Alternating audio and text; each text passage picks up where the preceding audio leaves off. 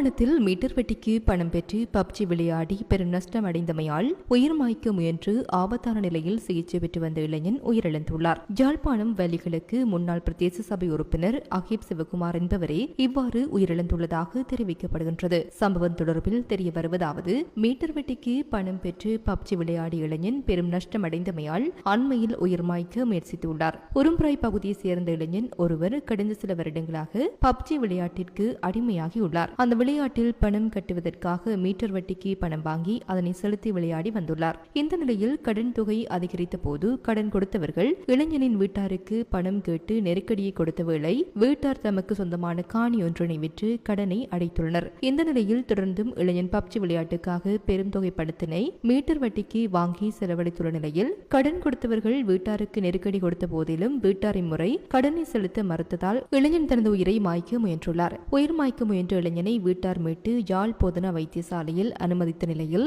அதி தீவிர சிகிச்சை பிரிவில் சிகிச்சை பெற்று வந்த இளைஞன் உயிரிழந்துள்ளதாக தெரிவிக்கப்படுகின்றது.